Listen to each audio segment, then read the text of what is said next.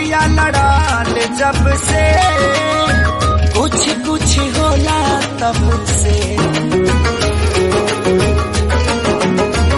अखिया लड़ाल जब से कुछ कुछ होला तब से।